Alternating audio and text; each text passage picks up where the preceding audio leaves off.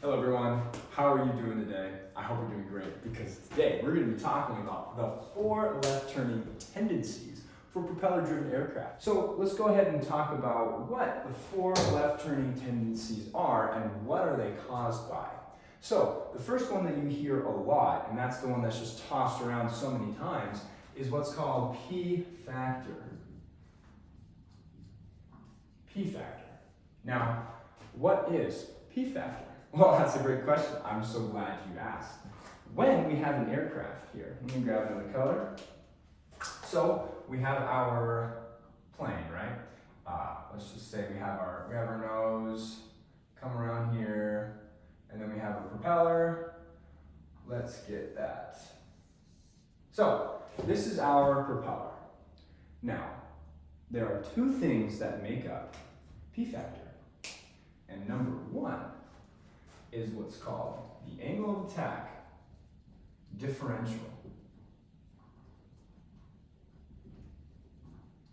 I apologize for my handwriting, but I swear that says differential.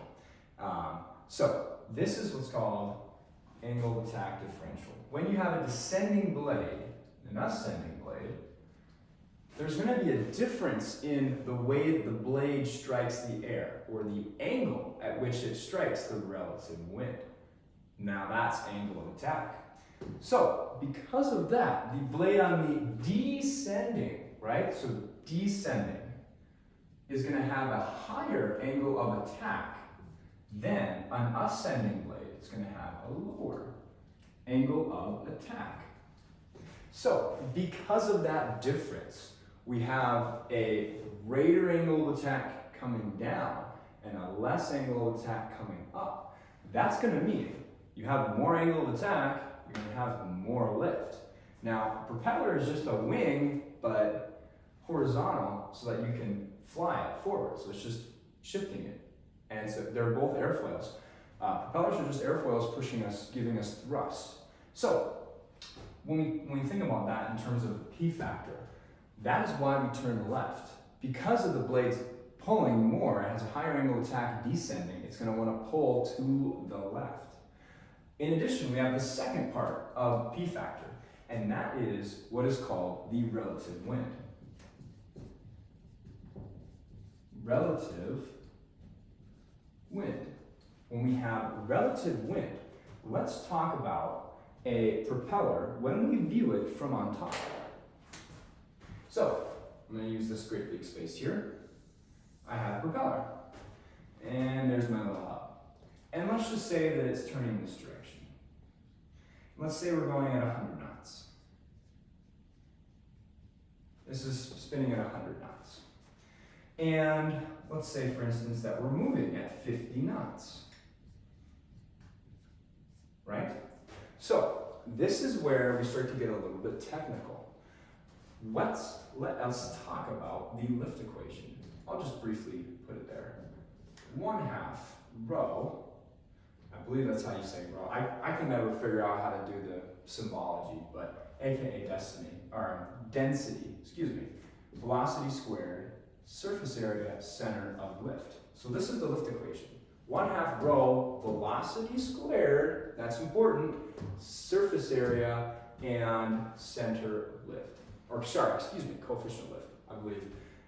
If I was saying center lift, that's coefficient of lift. So, velocity squared is what's really important. Because of this, we have differences. We have differences in speed here. Because we're moving, we're not stationary. So, this top part is going to become 150 knots. This bottom part is going to become 50 knots. So, we have a difference in 100 knots. What's 150 divided by 50? Well, that's simple math. Us pilots should be able to do that, and that's 3. But it's easy to say, well, this is 3 times as slow as this one. Now, that's not correct, because when we look at the lift equation, what is squared? That's right, the velocity. Velocity is squared. Never forget that. Velocity is always, always, always very, very important when it comes to lift, and it's always squared. So, velocity squared is that. So this means that this 3 difference is actually going to be squared. to give us 9. So, with regard to p factor, this between these two sides, this has 9 times as much lift as compared to that. Because of the difference of 3, it's actually squared. So we have 9 times the amount of lift. So then when we're talking about p factor, now, okay, we rotate it, and we're talking about an actual plane. Because of the descending blade, and it's more speed, its velocity is increasing. That means that it's generating, not only does it have a higher angle of attack, but it also has 9 times as much lift in this case, if we were at 100 knots rotating. So that is p factor. And those are the 2 things that make up p factor and make them what they are. Obviously, I'm going to leave this lift equation here because this is very important. Always, always, always, always, always, when it comes to aerodynamics, we're going to be talking about and referring back to the lift equation. So, now let's go ahead and dive into our second one. Erase this here. All right, what we've completed, p factor. Okay, now let's talk about the second one. This is what's called gyroscopic precession. Oh gosh, gyroscopic precession. I hope I spelled that right. I don't even know if you can read it, but it's gyroscopic precession. And this is, you know, if you've taken instrument class, or obviously if you've taken any other form of aviation training, you're going to know gyroscopic precession really well when it comes to instruments, gyroscopic instruments in the cockpit. But this also applies to the engine because it's rotating, the propeller. So let's talk about when we have this.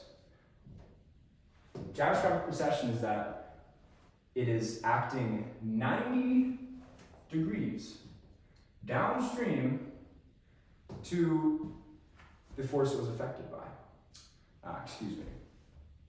Yep. So it acts 90 degrees downstream, the force applied.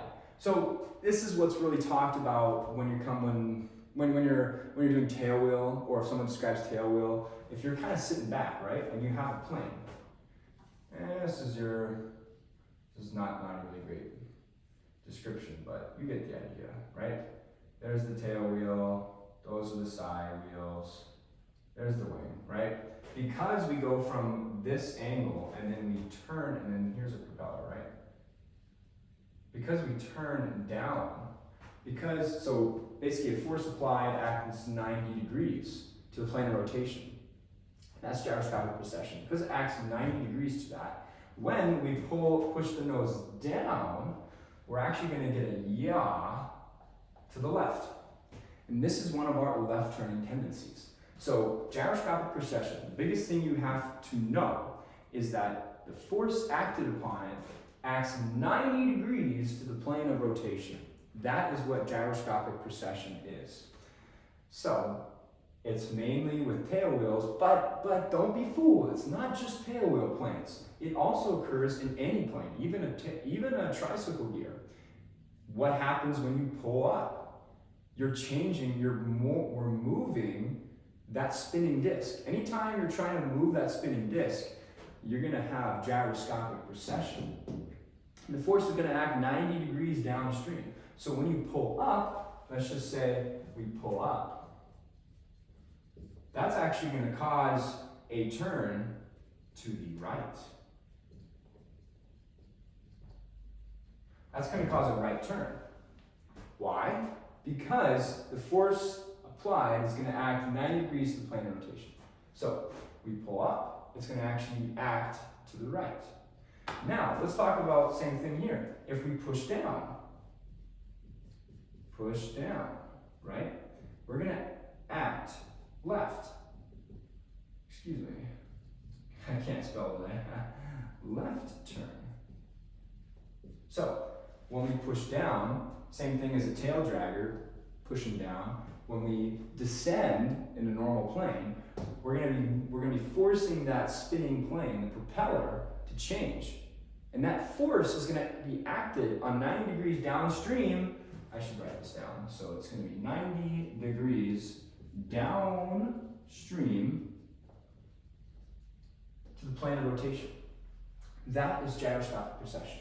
And that is a left turning tendency when you are pushing down, like a tail dragger, or when you're descending. It also acts right when you are pulling up. So this gyroscopic precession goes both ways. So, yes. Okay, so now let's talk about the following one. This one's my favorite, actually. It's really interesting. It's called slipstream, or spiraling slipstream. So, slipstream is interesting because let's just have our plane here, all right? Let us draw the most accurate plane you're gonna ever see, most detailed and everything, all right? So we got here. Okay, and then actually, this plane is gonna get a better tail. We're gonna get an upgrade here. So let us talk about what is spiraling slipstream.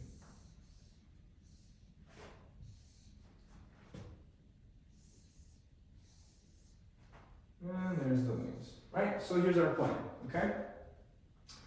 Now, this is really important, so pay attention to what I'm about to say. This only really matters for left turning tendencies at slow speeds, okay? Slow speeds. Okay? So slow speeds is really where this comes into play. And this is why. We have, let's just say, we have the spiraling slipstream, right? Going around, going around, going around, and boom, boom. Hits that. So this is our spiraling slipstream. Basically, if you're at the slow speeds, okay, let's just assume that this is the most optimal conditions for a spiraling slipstream to occur. Essentially what happens is the air that's going around the fuselage is really tight. I mean, really tight. And it's only about a foot high. It really only goes about there. Let's just say this is about a foot. 1 foot, okay? It really only goes that high up. And that's because the faster we go, it's just, this doesn't really have that big of an effect. But let's just assume we're at slow speed. So spiraling slipstream, the air is wrapped tightly as it gets pushed, as it gets spun by the propeller, it's wrapped tightly around the fuselage, all the way to where it goes around, and then it, boom, it hits the left rudder. Because it hits the left side of the rudder, it's going to yaw, the tail is going to turn, excuse me, it's going to yaw to the right. It's hitting it, and it's going to force it. So if my arm is the plane, or if my arm is the plane, yes, and this is the tail, I don't know if you can see this, but if it hits and the tail moves, all of a sudden my nose is to the left. So just like how you step on the left rudder to turn left, you are essentially hitting that left rudder. You're moving the tail to the right, which moves the nose to the left. And so this is another left turning tendency. Now, remember what I said. It only really happens at slow speeds. As you go faster, this really diminishes. And it's really, really tight. And it really doesn't go that high up. It's only about a foot high on the tail. So, keep that in mind. But it is a left turning tendency. So now, let us move on to the next one. Okay, so now let us talk about the fourth and final, not the least important, but very important. All of them are really important. So much to know, I know. I'm with you, all right? You're almost done, so hang in there. Okay, so we've got torque. Torque. Now, torque is really, really important, like I said. And this is because it is talking about good old Newton. I know you thought I wouldn't bring that up, but look where we are, okay? Newton's, and it's his third law. Third law, number three. Newton's third law, for all your scholars out there, this is describing the fact that for every action, not like camera action, but like actual action. For every action equal, there is an equal plus opposite reaction. Okay? So for every action, and I gotta add the there is for all you English scholars out there, there is a or an equal an opposite reaction, okay? But don't focus on the words, let's talk about the pictures. I'm gonna leave some space here. And I'm gonna draw another plane, not as beautiful as the last plane that I drew, but just to give you kind of the basic understanding. We got the spinner, right? Whoop, there we go. Now, with plane, there's not just a propeller. I know, right? Kind of crazy. There's actually an engine right there in the cabin. Now, I know you know this, I'm just messing with you guys. So, let's just take a 4-cylinder. Ooh, that's kind of a funky 4-cylinder. Well, maybe it's experimental, okay? Let's just say this is an experimental. We have a 4-cylinder engine, and let's just say it's a crankshaft. Okay, so the propeller is spinning, like we talked about, clockwise in relation to the pilot sitting in the front seat. So if the propeller is spinning one direction, let's ask good old Newton what's going to happen to the aircraft. What does the aircraft want to do? If the propeller is spinning to the right, the plane wants to spin to the left. Oh, I heard that. Very nice. So this wants to go right. Okay. This wants to go left. Okay. The propeller wants to go right. The plane wants to twist to the left. That is where you get your final left turning tendency of the 4. So this is really important. This happens, unlike the slipstream, this happens at all speeds, right? This is always happening.